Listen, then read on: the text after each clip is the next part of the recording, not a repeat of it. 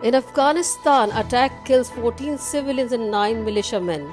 Gunmen killed 14 people in two separate attacks in Afghanistan while the Taliban targeted pro-government checkpoints in the northeast, killing 9 militiamen, officials said on Wednesday, the latest in relentless violence that continues to plague the war-torn nation. The attacks came against the backdrop of renewed UN calls for an end to violence and as of Washington's special peace envoy Zalmay Khalilzad embarked on another round of talks with the Taliban to press them to start negotiating with the newly reconciled Afghan political leadership in Kabul.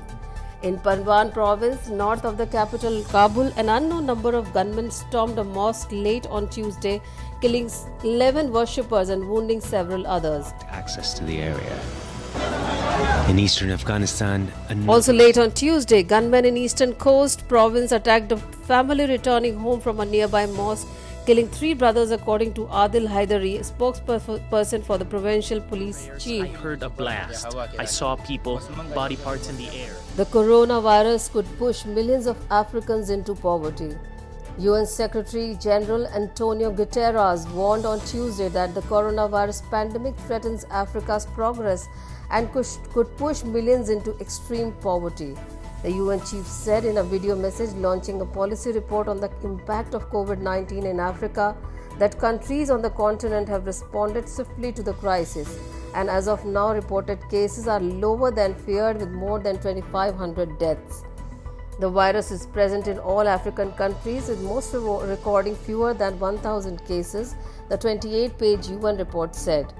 The relatively low number of COVID-19 cases confirmed thus far have raised hopes that African countries may be spared the worst of the pandemic. The report said caution is warranted. However, are these the early days in the life cycle of the disease that is still not fully understood and where we have seen these repeated patterns of the first slow then exponential growth in the number of cases. The UN said the low number could be linked to minimal testing and reporting, pointing to the WHO's warning that the pandemic could kill between 83,000 to 190,000 people in 47 African countries in the first year, mostly depending on government's responses. The WHO also warned that the socio-economic impact could smolder for several years. Guterres said much hangs in the balance. He called for international action to strengthen Africa's health system, maintain food supplies, avoid a financial crisis, support education, protect jobs, keep households and businesses afloat, and cushion the continent against lost income and export earnings. Meanwhile, this was the first coronavirus case detected in Ecuador Amazon tribe.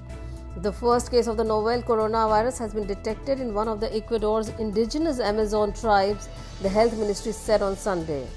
Borani organization speaking through the Geo Alliance for Human Rights in Ecuador warned COVID-19 spread could be catastrophic and highly lethal for their community which is vulnerable to the disease. The first case reported in the Waorani tribe is a pregnant woman, 17-year-old, who began to show symptoms on May 4th. The ministry said in a statement. She was taken to a hospital in capital Quito and placed in isolation. The federal government, in coordination with the indigenous leaders, checked on 40 people that the women had come into contact with the Miwaguno community, which has 140 inhabitants. 17 citizens with a history of respiratory symptoms were found.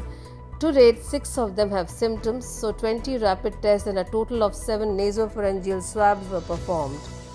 Ecuador, one of the hardest hit countries in Latin America, is now its second month of lockdown to show the spread of the coronavirus. It has reported some 33,000 cases and more than 2,700 deaths.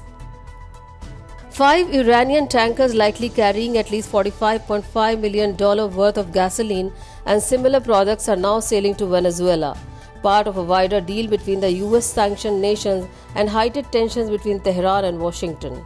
The tanker's voyage came after Venezuela's socialist leader Nicolas Maduro already turned to Iran for help in flying in chemicals needed at an aging refinery amidst a gasoline shortage. A symptom of a wider economic and political chaos gripping Latin America's one-time largest oil producer.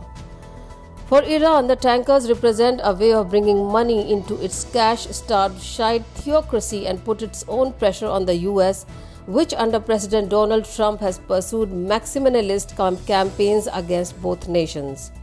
But the strategy invites a chance of a renewed confrontation between the Islamic Republic and America, both in the Persian Gulf, which saw a series of escalating incidents often involving the oil industry last year and wider airfield. This is like a new one for everyone, said Captain Ranjit Raja, an analyst who tracks oil shipments by sea at the data firm Refinitiv of the gasoline shipments. We haven't seen anything like this before. All the vessels involved belong to Iranian state-owned or state-linked companies flying under the Iranian flag. Since a pressure campaign on Iranian vessel began, notably with the temporary seizure of an Iranian tanker last year by Gibraltar, the country's ships have been unable to fly flags of convenience of other nations, a common practice in international shipping. China's Commerce Ministry says it will take all necessary measures in response to US restriction on Chinese tech giant Huawei's ability to use American technology, calling the measure an abuse of state power and violation of market principles. An unidentified spokesperson quoted on Sunday in a statement on the ministry's website said the regulation also threatened the security of the global industrial and supply chain. The US uses state power under the so-called excuse of national security and abuses export control measures to continuously oppress and contain specific enterprises of other countries. China will take all necessary measures to resolutely safeguard the legitimate rights and interests of Chinese enterprises. Under the new rules, foreign semiconductor makers who use American technology must obtain a US license to ship Huawei-designed semiconductor to the Chinese company. The Chinese envoy to the WHO on Tuesday denounced the support shown by the United States and others to Taiwan during its annual ministerial assembly and said that it was undermining the global response to the pandemic. Taiwan lobbied hard to be included as an observer at the two-day virtual meeting and received strong support from the United States, Japan and others, but it says it was not invited due to the opposition from China.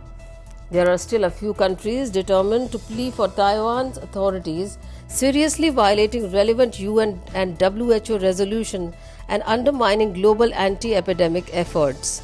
China solemnly protests and firmly opposes this behavior.